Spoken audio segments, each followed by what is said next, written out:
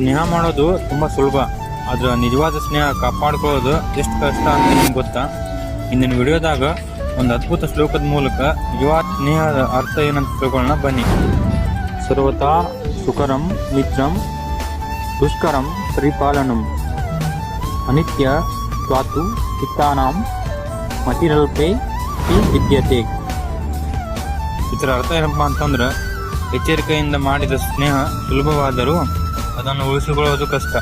ಸಾಮಾನ್ಯ ಜನರ ಮನಸ್ಸು ಚಂಚಲವಾದ್ದರಿಂದ ಸಂಬಂಧಗಳಲ್ಲಿ ಸ್ಥಿರತೆ ಇಲ್ಲ.